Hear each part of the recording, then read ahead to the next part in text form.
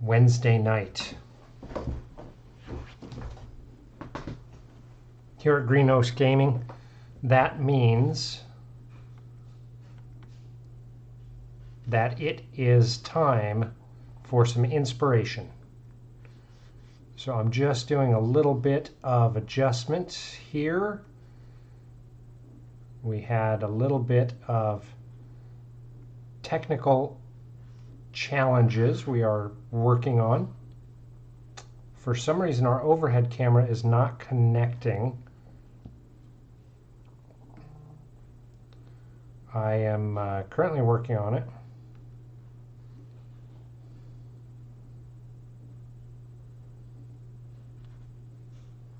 And just checking to see that we can get our overhead.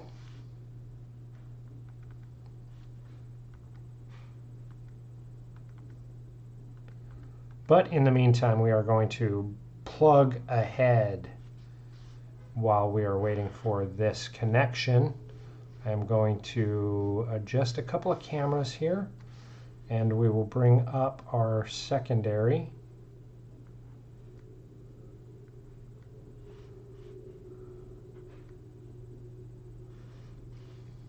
Maybe.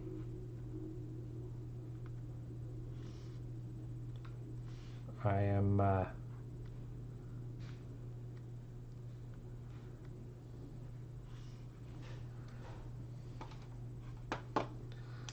not the IT expert, so I've got my call in to IT.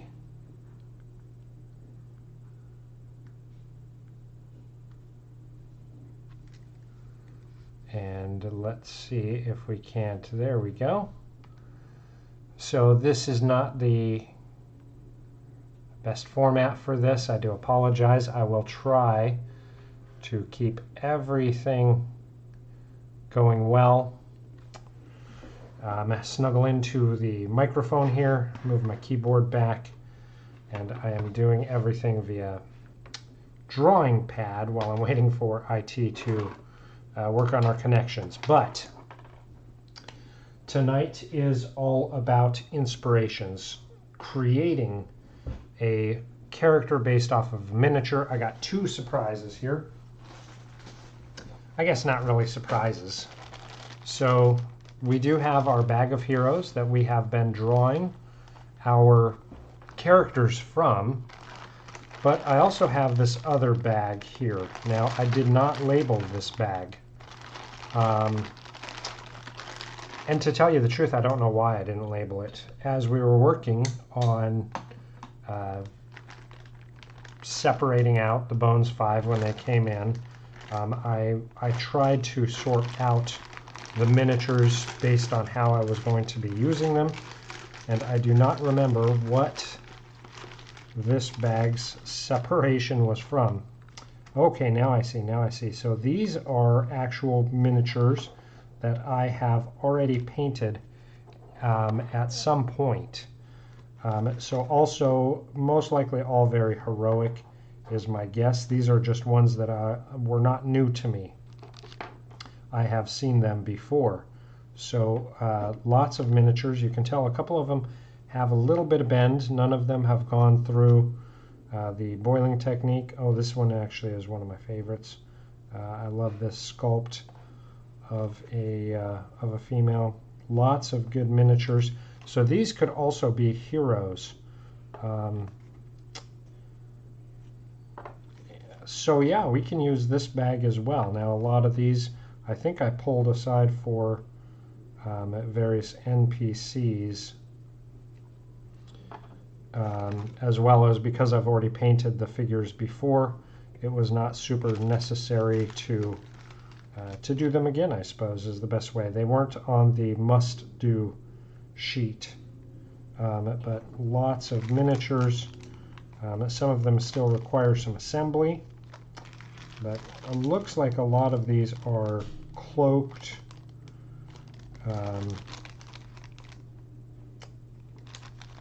Lots and lots of cloaked figures. But since we haven't gone through this bag yet, let's go ahead and do it. I think this is pretty cool. I can see a lot already that are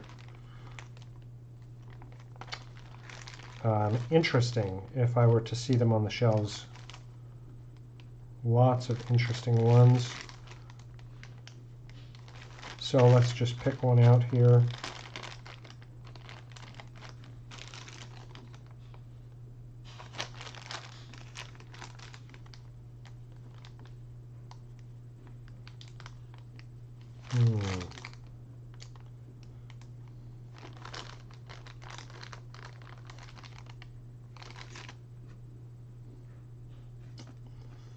Okay, so those are more heroes. Just want to pull aside the other bag as well. What I need to do is work on getting all of these assembled, all of my heroes, and put on a set shelf. That way it's quicker and easier for me to decide and pull one. And maybe then we'll just do them at random. The challenge is I don't want to do something that we've done a lot of, so rogue, cleric, ranger, sorcerer. We did a druid. We've done quite a few different ones, but it's good to know that we have a whole other bag to draw from. Let's go back to our first bag of heroes, just because I know there are a lot in here as well. Some of them we have already done because we did have that duplicate. That one's cool, a fellow with a hammer. Actually, I'm going to keep that one out. That'll be one of my finalists. We'll pull out some finalists. There's an armored figure. I'm kind of feeling a fighter for some reason. Some type of a fighting character. We haven't done any of those yet.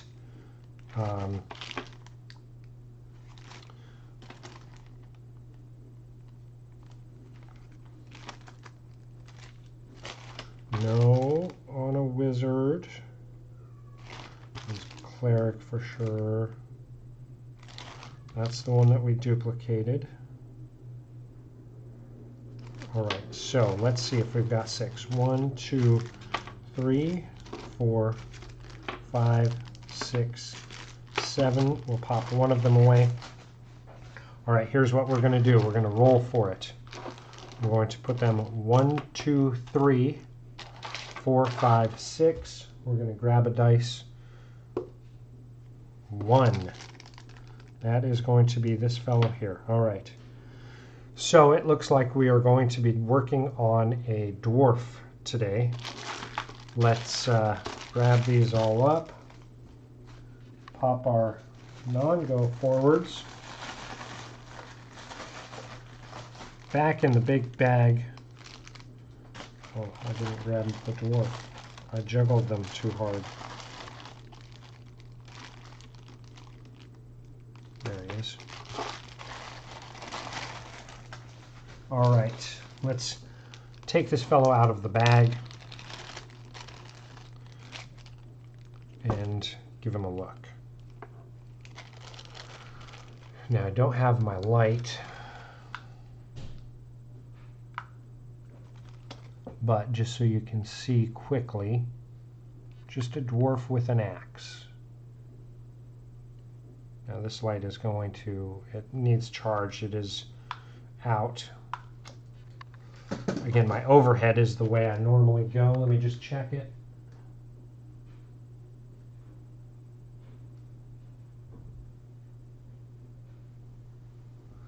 And see what we've got.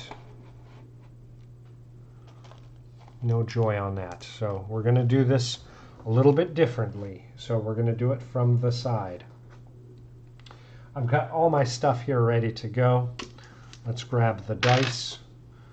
Let's check out the miniature, get our character sheet. So I do have a two-sided character sheet along with a spell sheet, just in case we need it.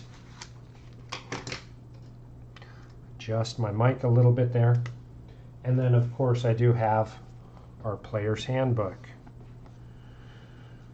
Without that space, it's going to be a little cramped. I hope you can bear with me as we juggle these challenges. I think we'll be okay. All right, let's check out the miniature. And I know this camera does not do it justice, but this is just a dwarf.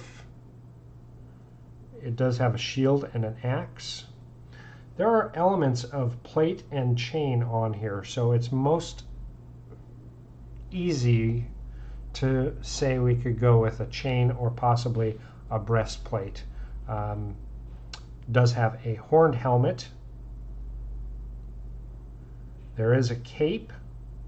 You can tell it's a cape and not a cloak because there is no hood. So it is a cape. Looks like big, strong, sturdy boots that do have a little bit of armor on them as well. Big full beard. Now the shield, I know this camera doesn't show it. Let's see if this camera will show it any. Does not have like any massive decorated parts to it. It's just a riveted round shield with like a couple of layers and a banding around it. But that is going to be our dwarf. So we've already got the race. We can see that it's a dwarf. Now with the armor elements, it does lead us to a fighting class, a martial class. Of course, I am going to start at level 1. And we're going to flip right into the dwarf section so we can pull the information for the dwarf. So let's start assigning out some of the dwarf aspects. So dwarf names. Now most people, I would guess, would say that this is going to be a dwarf male. However, I suppose you could do a dwarf female with a beard. I am going to stick, because I'm a guy, I'm going to stick with a male dwarf. So on the back side, I am going to put that this is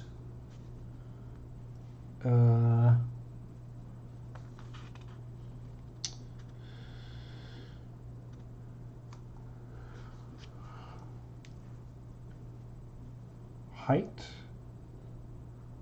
I'm going to put 4 foot flat.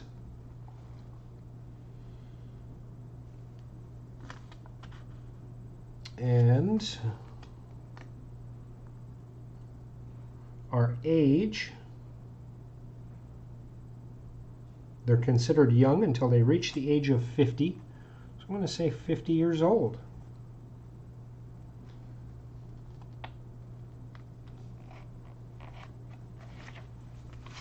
And back to our front, let's pick a name. Male names.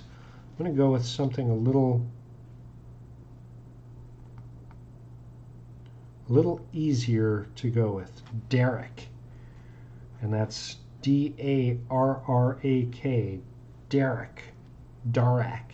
I suppose you could go with a lot of different ways. I like Derek.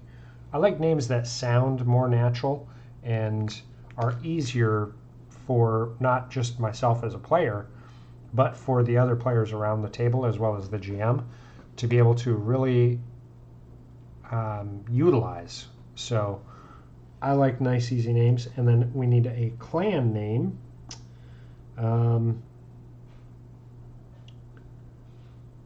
Because it's a fighter, I'm going to go with something that sounds a little fighter, and I am going to go with Brawn Anvil.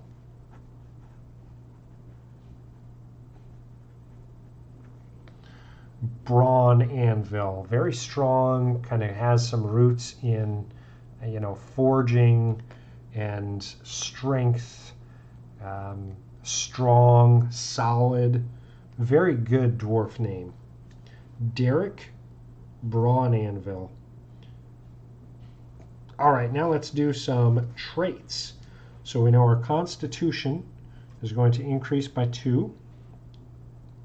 And that's it. Now we could go and adjust these based on some of the newer aspects out of things like Tasha's, but I like keeping it very basic. Again, these videos are really designed just to show people how to quickly and easily create custom characters based on as basic rules as possible. We may eventually evolve into a little more uniqueness, but to start out, I want to keep things very basic. Let's jump to alignment. Most dwarves are lawful, believing firmly in the benefits of a well-ordered society. So they like law and order. They tend toward good as well, with a strong sense of fair play and a belief that everyone deserves to share in the benefits of just order. I like starting out with that aspect of lawful good. Now that may change as we go through an adventure, right? We're going to have character growth and development. They may become more chaotic, more neutral, who knows? Not evil, because that's not the type of games that I like to play, but who's to say? Who's to say? Now, size, dwarves stand between 4 and 5 foot tall. I already marked them down at 4. And average about 150 pounds, which I'm going to keep that average, 150. And size is medium. That means our base walking speed is 25 feet. And I'm going to swing this light around here a little bit so we get some more light on this table. I hope that helps a little bit. Again, I know the camera angles are not great, but if you follow along, you'll see kind of the aspects. Let's actually adjust this a little bit just so we can have a better view in the camera. We'll put Derek right on the edge of the character sheet and adjust my player's handbook, which means I'll need my glasses because I'm getting old. Not just old, I do have bad eyesight for distance. All right. So we do know already we do have dark vision. So that anytime the GM says that we're entering a darkened room, anything like that, I can just bust it out right away and say I have dark vision. Let me adjust this. There we go. Again, just making sure that I'm able to see nice and clearly. It's going to drive you crazy. All right. We got our IT is working on some of our lighting aspects. We had a power out here today, so that's why we're a little IT challenged right now. It threw a couple of our things in chaos.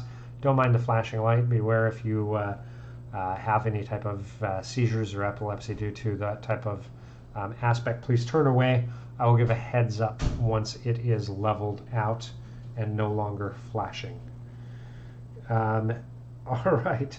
So we got our dark vision marked down, and that is going to be for 60 feet of dark vision.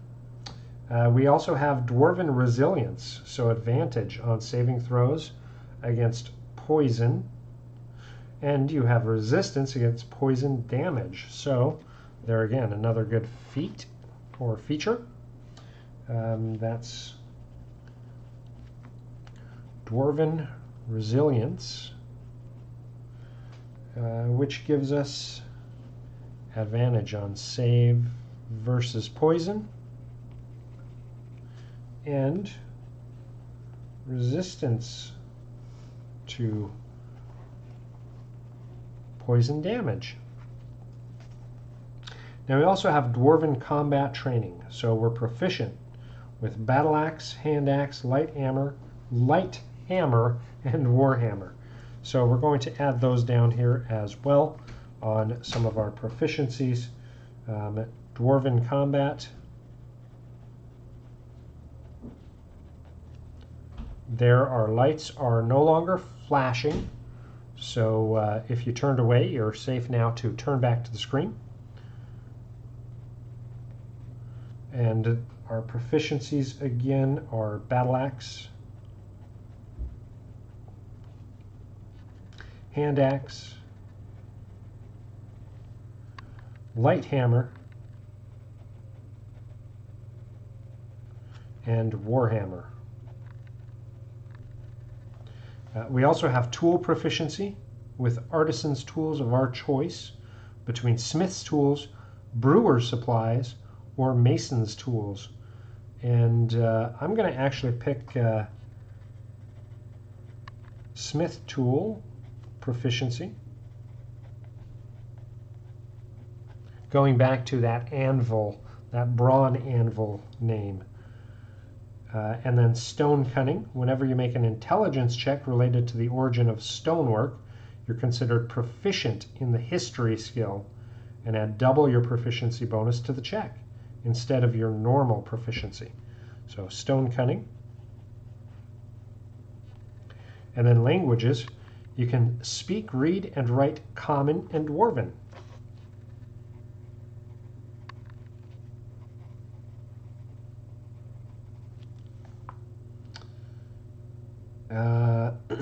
Let's see. Subrace. So 2 main subspecies of dwarves populate the worlds of D&D. Hill dwarves and mountain dwarves. You'll choose one of the subraces. So hill dwarfs, keen senses, deep intuition, and remarkable resilience. Mountain dwarfs, strong and hardy, accustomed to a difficult life in rugged terrain. Probably on the tall side for a dwarf and tend toward lighter coloration. The shield dwarves of northern Faerun, as well as the ruling Hylar class and the noble Dewar clan of Dragonlance, are mountain dwarves. So let's see. Basically, the variance is between wisdom or strength, and then a couple of proficiency. I'm going to go with Hill Dwarf, actually.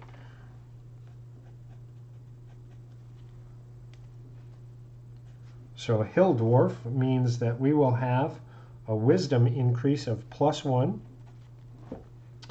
And then we also have Dwarven Toughness.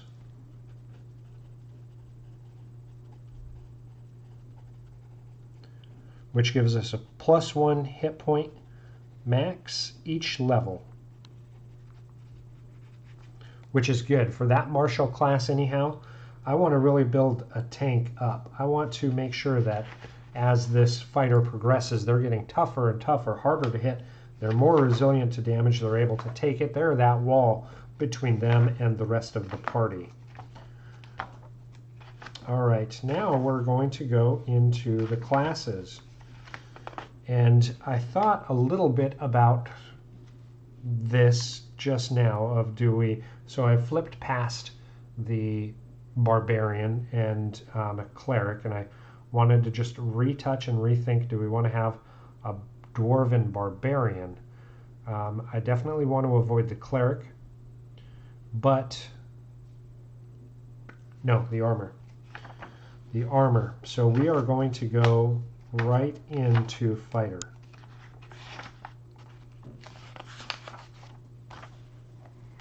Very, very Gimli-esque to start.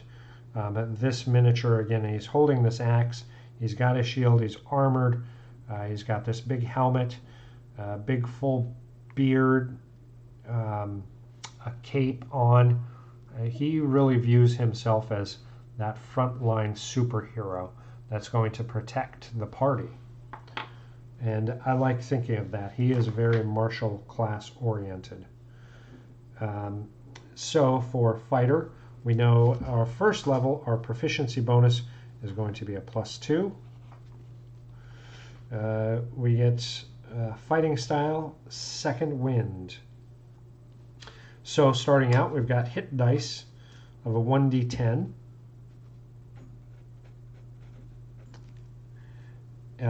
Hit points at level 1, we have 10 plus our Constitution modifier. Now, we haven't rolled our skills yet. Let's go ahead and do that. Now, we could do point buy, especially because we know the race, the class. And we could do just standard array and assign those out. But with this series, I love to roll these dice. Let's see if they're going to be good to me this time or not. We had some challenges when we did our dwarf. Let's check and see. Oh, not too bad, not too bad. There's a 15 for strength. Dexterity. Ooh, not as good, not as good. With a 12. Still not horrible. You have to keep going back to the fact that 10 is average.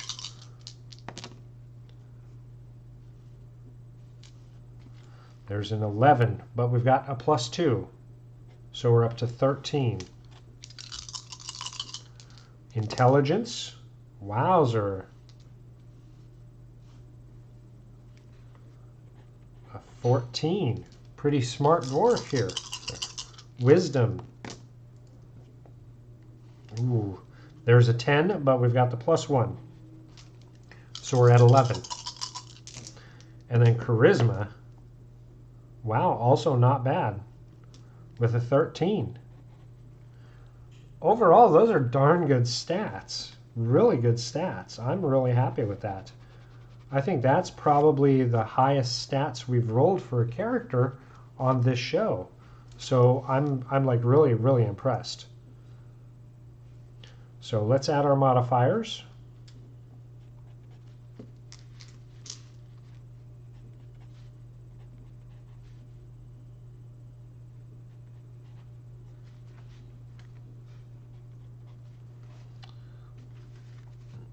All right.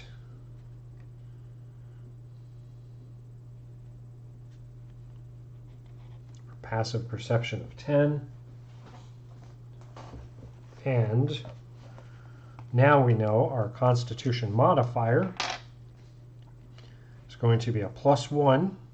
So we're going to have 11. Ooh, broke my lead.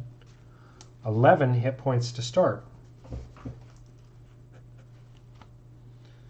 All righty. And then, of course, we'll roll the 1d10 plus our Constitution modifier each time we level up.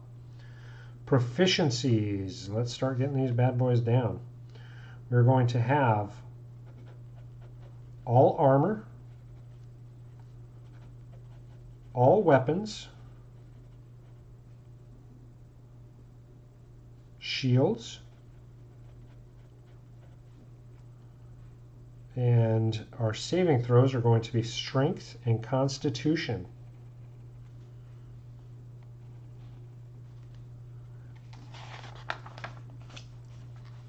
And then skills, we get to choose two skills from acrobatics, animal handling, athletics, history, insight, intimidation, perception, and survival. So I'm going back to think about this character. He definitely sees himself as that fighting part. He views himself as the difference in combat between success and failure of his party. So I am going to think of things that are very strength focused, fighting focused. And I am going to choose acrobatics and athletics, because he's going to want to weave in and out of the field of battle, to hit multiple targets, to move from target to target, to move over rough terrain and challenging obstacles, to be able to get to his primary target, whoever he feels is going to be the biggest threat to his party. So he wants to be nimble, he wants to be light on his feet, able to get over obstacle courses, the whole 9 yards. I want him to be that type of character. And then equipment. So we can choose chainmail, leather armor,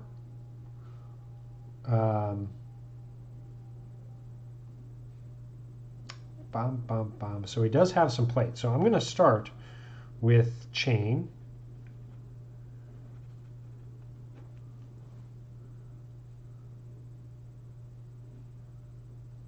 Now it does have longbow and 20 arrows. I'm going to sell those, so I'm going to move those down to the bottom. Because I'm going to sweet talk my GM into letting me do the breastplate at the very least. I want to do a breastplate. All right, then let's see. Martial weapon and a shield, or 2 martial weapons. So we do know that there is a shield and a hand axe. While you could argue, is that a battle axe?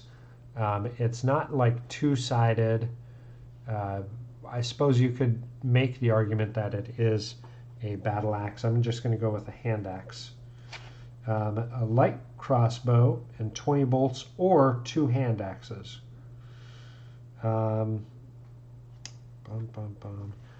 the miniature doesn't have any type of bows or anything. So what I'm going to do is I'm going to do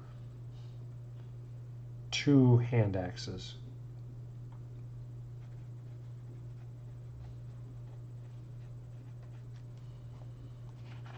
And then a Dungeoneer's pack or an Explorer's pack.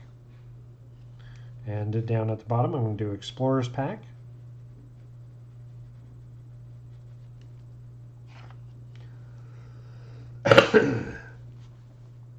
All right, then we have to pick our fighting style. So you adopt a particular style of fighting as your specialty. So they're all listed here: archery, defense, dueling, great weapon fighting, protection, or 2-weapon fighting. I am going to go with defense.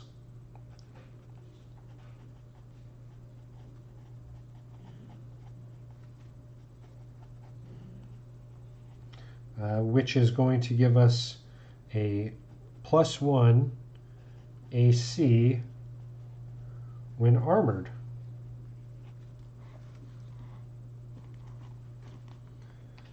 Alrighty. And then we get second wind.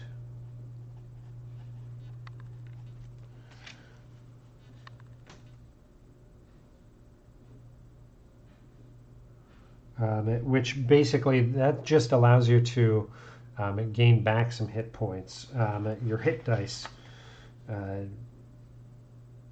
on your turn. So with that there, if we do take damage, we can do a second wind, gain back some hit points, and keep going. Alrighty, let's go to our equipment.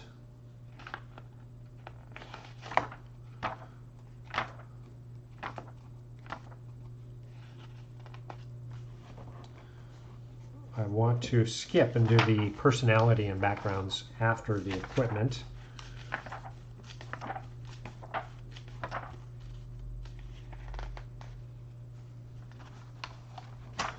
All right, so as I'm looking, our chain armor gives us a 13 plus our dex. Now a breastplate is going to be 400 gold pieces. So if we sold that chain mail for 75 gold pieces, that's 16.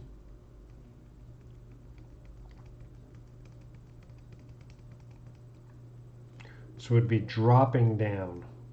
So I'm going to keep it where it is with the chain mail. And we'll just not even play with it. Once we get into plate armor, which is 1,500 gold pieces, my first level dwarf does not have that to get plate armor. That's the goal. That's one of the goals that we'll have this dwarf really go after, is he wants to get plate armor. But that will start us out at an armor class of 16. And we need to have a strength of 13, which we have. We do have disadvantage on stealth, of course, but I'm not worried about that. So our armor class is going to be a 16. But we also have a shield, plus our fighting style of defense. That gives us an armor class of 19. We're going to be a tough little booger to hit, which I like that for this dwarf. He'll be able to really get into combat. So really good, really good.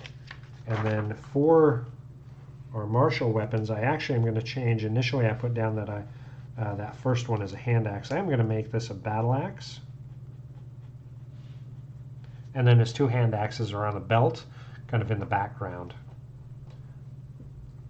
So our battle axe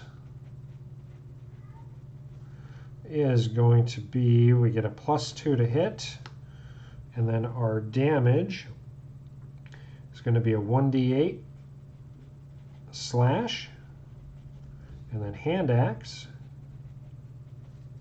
is going to be a +2 to hit, and then that will be a 1d6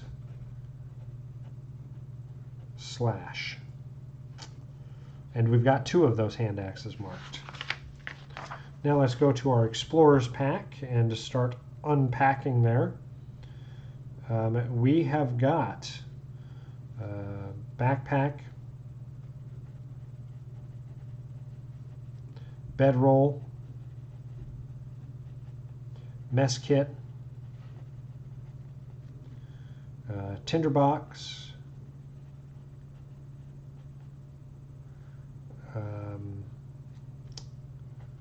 10 torches, which old Derek would abandon those pretty quick because he has dark vision. He doesn't need them. 10 days ration. Buff, thank you. I hadn't seen your comment there, but yeah, 19 is huge for a level 1. Absolutely huge. There is very few opportunities where you're able to really maximize things like armor class. So with that defense, that was one thing that I was really looking forward to, is how can I make this dwarf absolutely tough to hit? Because I do want this figure to be that almost Gimli-esque, where he wants to get into the thick of battle and last as long as possible, taking down as many foes without getting a scratch on him. That's his MO. He's going to be very proud about having that aspect. Let's see, what else do we have? The water skin and 50 feet of rope. So there is the equipment. Now, because I went with the fighter, I do not need that spell sheet.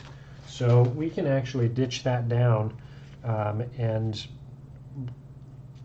only have the 1-player character sheet, which is kind of nice, especially at the table. You're not having to juggle around. Now, if you use cards or anything like that for your magic spells, it's completely different, but having to track all your spells and everything on the secondary sheet, generally a lot of people that I've seen at the table then don't utilize the back of the character sheet, which I think is just a big miss. There's so much opportunity to fill things in here, especially as you're going through and developing your character. As you're working on character appearance and everything, I found it really cool that I put down things like different types of scars and battle wounds and things like that. If I'm picking up any type of sigil or adopting anything that I'm really going to add into my character as part of his appearance, even though it's not a physical description, I put it in there for things that really distinguish them from others. Backstory for me is super important. Allies and organizations. The big one here is the additional features and traits. I use that a lot for notes when I get to play. And then listing out treasure. I generally put a line here and do party as well as individual. That way I can really make sure that I'm keeping track so no one else has to. But I utilize the back of the character sheet quite a bit when I do get opportunities to play. All right, let's go back through here and do, we know because he's a Hildorf, he's more fair-skinned. So we're going to put fair-skinned, and then hair. With dwarves, I tend to do a lot of grays, but I want this one to be a lot younger. So I actually want to make this dwarf with their beard it be more of a brunette. So I'm going to put brown and then in parentheses bearded.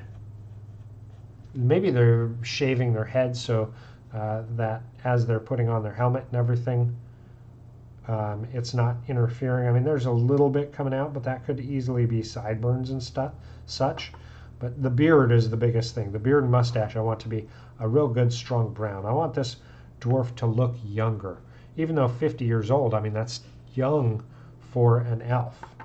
So We'll keep him younger looking for when we paint this miniature up. Alrighty, let's jump into the backgrounds. This is always my favorite part, the personality aspects, the personality traits. Who is the character before they start adventuring? And this is something where I talk about it every show, but I think this really gets overlooked by a lot of people because they get such an aspect of thinking of the character first and then building a character based off a concept, where building off a miniature gives us free reign to decide who is this dwarf, where did he come from, what's he about, what's he like, and then being able to role play that on the table. You're not stuck into, you know, I want Batman for a character, I want a Jim Morrison as a bard, whatever the case may be. By utilizing the miniature first and then building the character around it, it just frees us up to do so much. So let's go back to backgrounds. Now I don't want them to be an acolyte, and I'm just going to go through each one and kind of see which one feels good. A charlatan, a criminal, entertainer, just not feeling it. A folk hero. Folk hero could be good. There's some good aspects when you're looking at, especially like a fighter or a barbarian, any type of that martial class where they have that folk hero. Guild artisan. Now we could go that route with that, you know, kind of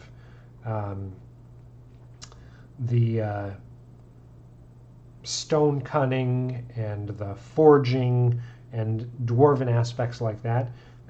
We know that he's proficient with dwarven tools, and we chose the smithy, but I think that's more just in repair of armor and shields and weapons.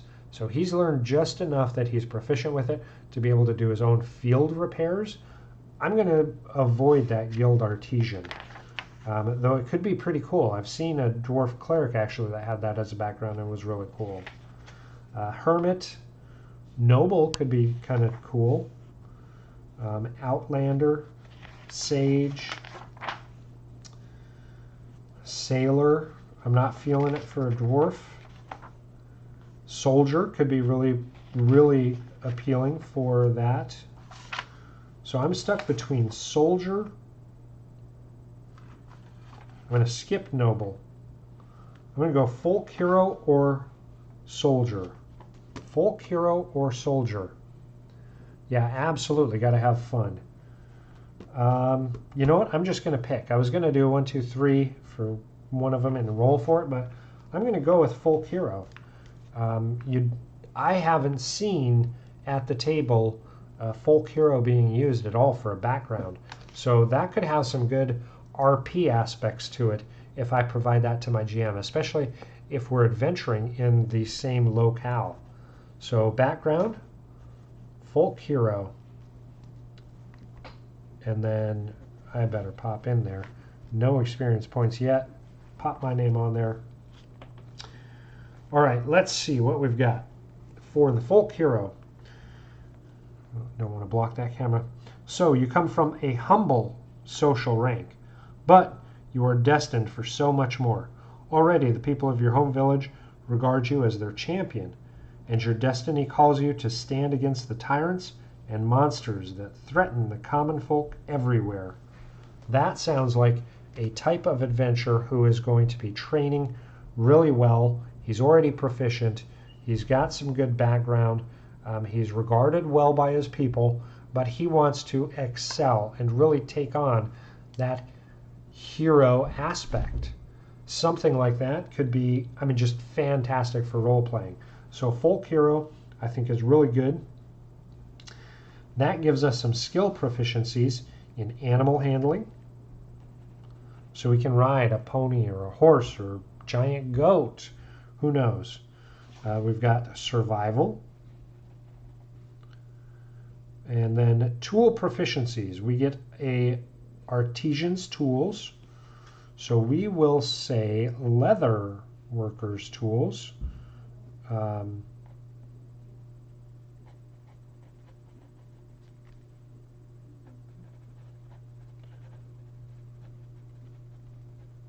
And again, that's more just to maintain and update his armor, make sure that everything's fitting right. All the leather straps are well oiled and taken care of and buckling right, and they have the right, buckle holes in the right location so that he has good movement.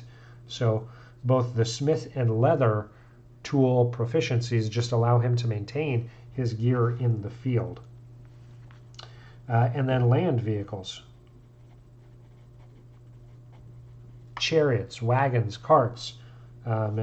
Chariots could be really cool. Mountain chariot or hill chariots pulled by goats could be a lot of fun. Providing something like that could give our GM some inspiration to, if we go and visit the homeland or the main location where Derek is from, the GM could go and put an entire aspect of a festival where there is a goat chariot race that, just kind of some downtime, fun RP pieces.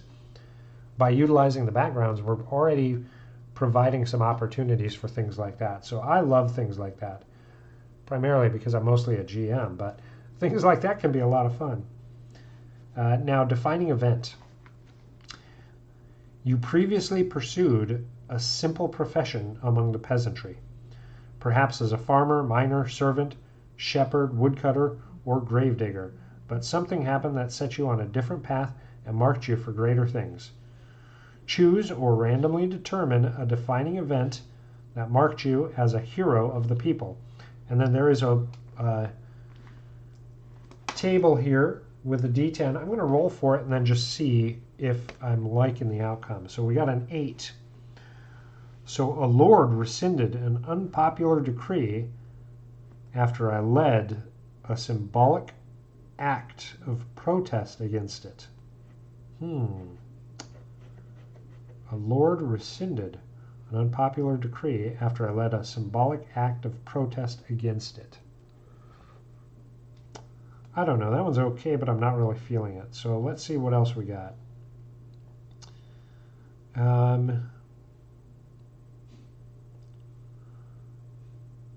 bum, bum, bum, bum.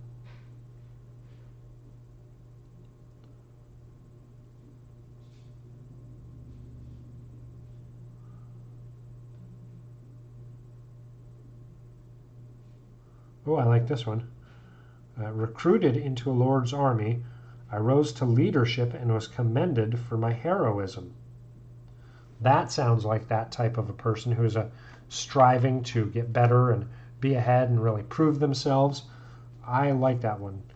So, defining event. Recruited into a lord's army. I rose to leadership and was commended for my heroism. So we can work out that via the backstory even further. So for features, we get rustic hospitality,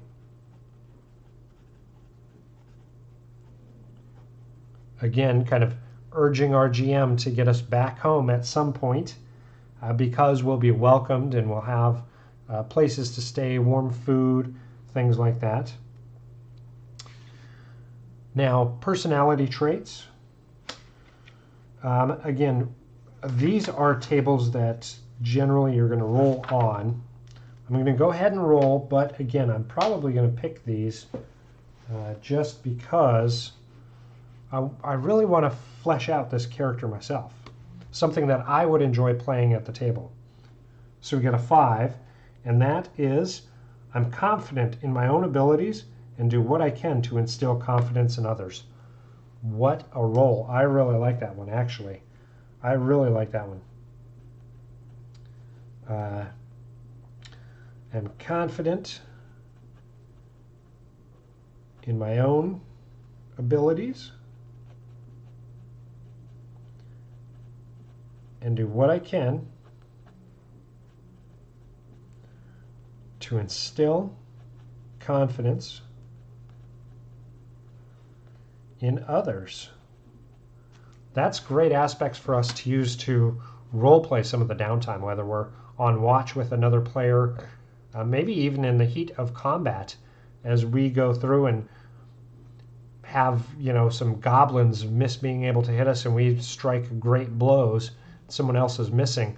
Our character, it's already tied into their character that they may swing back around to instill some of that confidence in their fellow adventurers. I really like that one. That one fits Derek pretty well. So I'm not even going to look at the other options on that table. Now for our ideal, let's roll that one. We got a 6, Destiny. Nothing and no one can steer me away from my higher calling. Wow, I like that one too. That one, again, it feels like this person was elevated. They've worked hard and they've elevated and they really feel it's because of destiny. Man, I'm really digging that one. So, destiny. That also gives our GM an opportunity to talk about in the story building. How can he tie in this dwarf who has trained hard and worked hard and really honed his skills and is a boost of confidence for others and really good at what he does? How can they weave in some story to provide that epic destiny aspect to this character?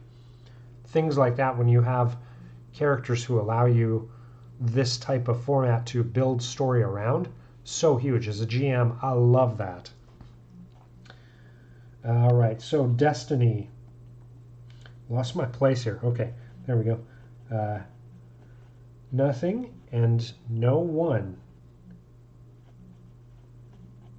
can steer me away from my higher calling.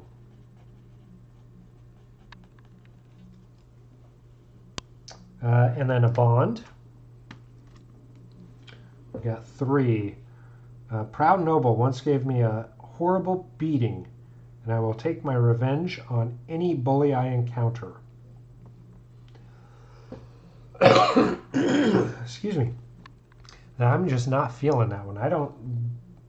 I'm not feeling it. So I'm going to go through here and just look.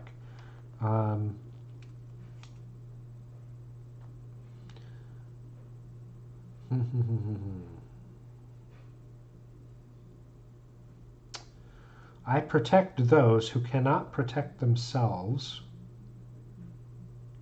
That one's good and it fits the character pretty well, but I think it's a little too generalized. I mean, as lawful good, it could be used by the GM to really draw me into story and conflict and opportunities for adventure, and it makes a lot of sense that way. But for a bond, I want something that is tighter, is very, very much tighter. I actually am going to go with a funky one here. I wish my childhood sweetheart had come with me to pursue my destiny. So tying back a love, a childhood sweetheart back to their land, it's that draw back to the home and onto someone who we then have to discover right through storytelling and creativity. Why did the sweetheart not come with? So it gives a good opportunity for more story, which I'm a story nut. I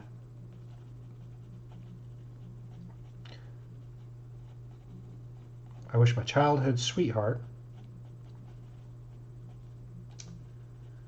had come with me to pursue my destiny. Yeah, a lot of opportunity there. Who is that sweetheart? Why did they not come? I'm already starting to want to answer those questions and explore that opportunity. Things like that are so good to give a GM, especially if you give the reins kind of over to the GM.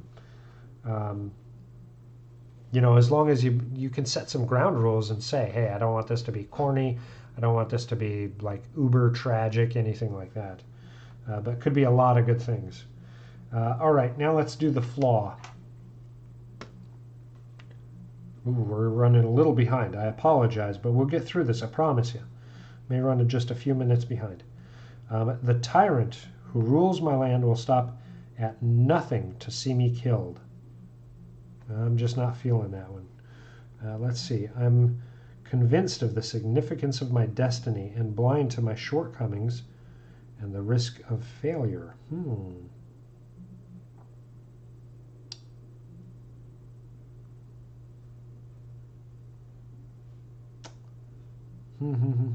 I like that one better. I like that. It circles back to destiny. This character so far to me really feels that kind of destiny piece. And with the cape and everything, I'm getting kind of Superman vibes. While I won't paint a big yellow S on a red cape, it's giving me that aspect. I probably will do some type of a freehand on this cape. We'll definitely trim it when we're painting it, but some type of a freehand symbol of the character on the cape that will be representative of that kind of higher calling, that destiny calling. So yeah, we're going to go with that. I'm convinced of the significance of my destiny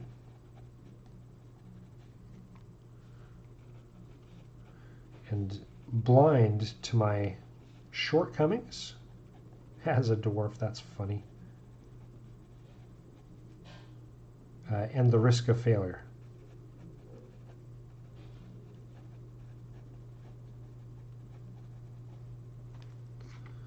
Nice, nice, nice, nice. So there we go. Derek Brawn Anvil, which all came because of this character's miniature.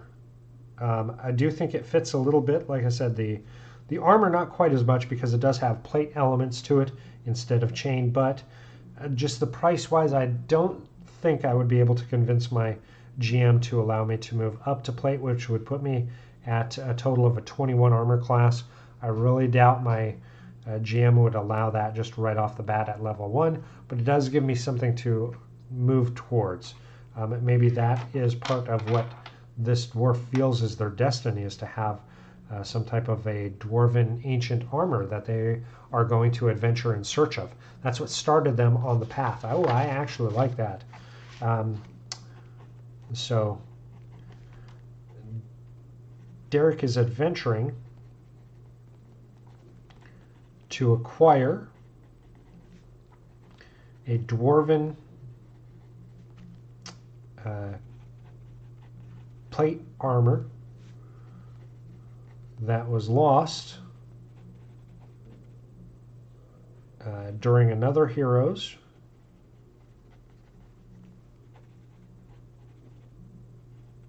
and we'll put in parentheses Bane, B-A-I-N, Bane's Adventures.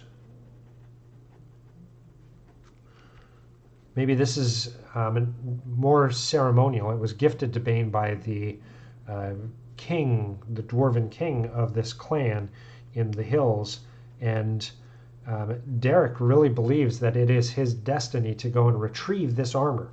That's a fantastic element, a reason why he went adventuring.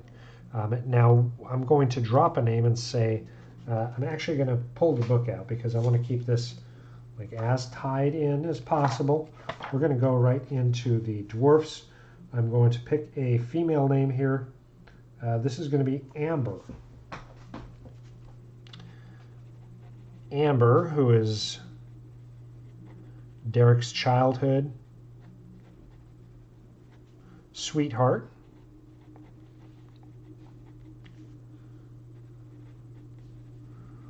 refused to accompany Derek and stayed behind. Wow, why? Why did Amber stay behind? Why did she not go with Derek? I'm so interested to explore that aspect of the story. All right, so Derek, traveling alone,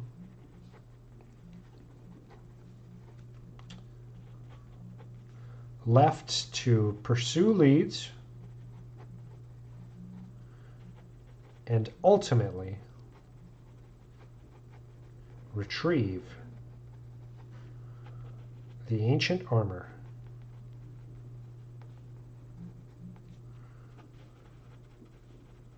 Because he feels it's his destiny.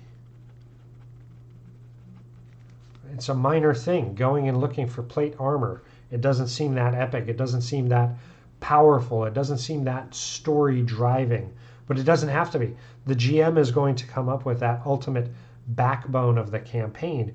This gives our character a reason to go out and begin adventuring. It's the hook, it's what's driving him forward, and it's something that a GM can intermingle into the story and have them find respite in the homeland of Derek, where they can explore some character development. What's going on with Amber? Are there chariot races? I am going to put that actually here in the additional features and traits. Goat chariot race winner, right? Some type of a event that really kind of tied him in. That's what got him recruited into the Lord's army, where he got his training.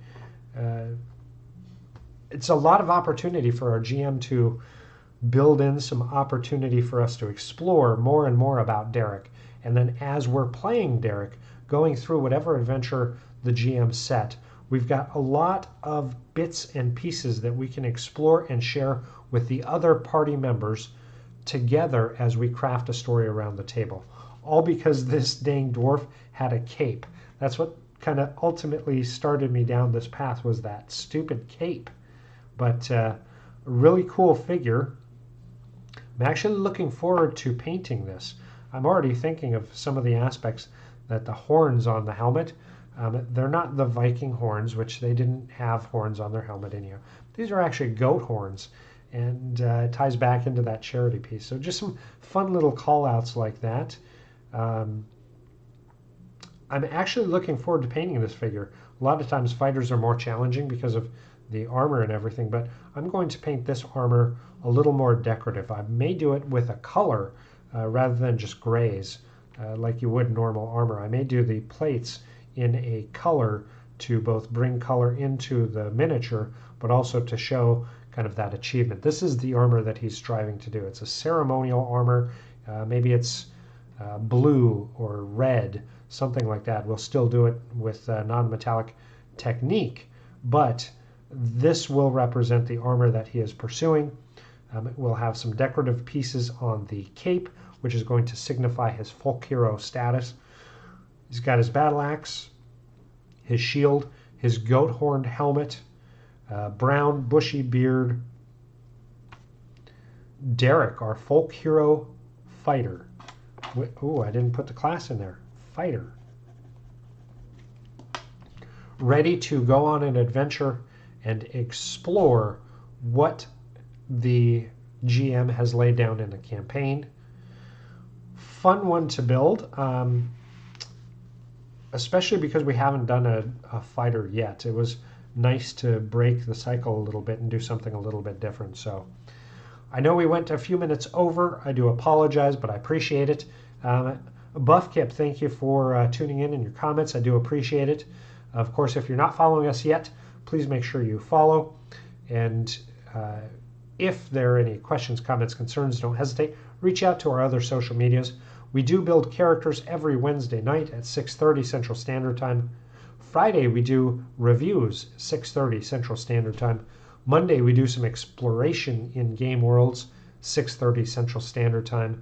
Saturday, I'm live in the studio painting miniatures just like this every Saturday starting at noon. And we don't have a timeline on that. It really varies on what we've got to do, what the order of the day is, how my back is doing, to tell you the truth, and of course some of the weather conditions, because if it gets too cold or too hot, then it just is too challenging for the paint. But noon every Saturday, Central Standard Time. My name is Joe. I'm with Green Oaks Gaming. I do appreciate you taking the time out of your busy schedules, times, and days to spend some time with us here on Inspirations. I hope this has given you some inspirations in helping you explore journeys around your own tables. So thank you. Have a fantastic night. And until next week, let us know, where will your adventures take you?